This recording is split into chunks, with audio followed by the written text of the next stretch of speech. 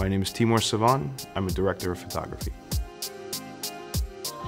One of the biggest concerns that DPs and gaffers have when bringing LEDs onto a set, we're used to using established systems like tungsten lights. There's only so many different ways you can put electricity through a filament, so it's going to be very consistent from manufacturer to manufacturer to manufacturer.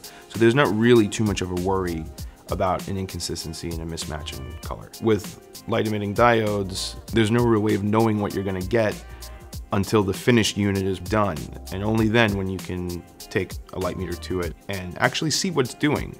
You don't really know what you're going to get. And that's one of the big fears, is when if you bring in a brand of lights that you're not used to, that you've never used before, you don't want to see that this is completely green or this is completely magenta. Using the meter to dial in the lights as close as we can get them to something that we're used to has been really helpful to know which brands I can trust and know that some have different capabilities, but they have flaws. And if you know where the flaws are, you can correct for them.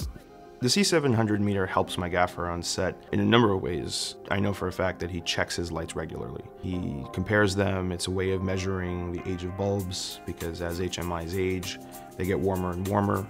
So being able to measure them and keep them within a certain spec really gives him the ability to deliver a great product. I think one of the biggest benefits of the spectral distribution graph on the C700, it's really a great way to just quickly reference any spikes. It gives you at least a sense of how they're going to balance, how they're going to feel, and visually look at it and see, oh, that's where the colors are falling. One of my favorite functions on the C700 meter is not only the foot candle meter, which gives me essentially just a quick standard incident light meter, but also the fact that it can help you with gel conversions. When you take a color reading, it'll tell you, if you set it up in that mode, that what color filters or gels or camera filters, etc., whatever you would need to normalize it to a target color temperature. The way that we use the C700 in the 2017 LED light shootout, we essentially metered the sun and we metered a tungsten light.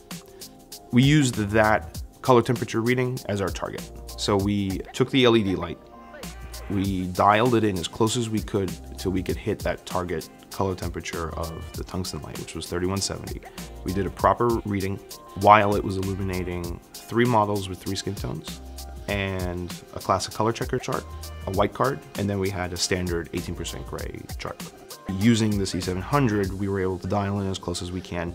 We gave the light a fair shot to mimic tungsten and do the best it could to fit into that world.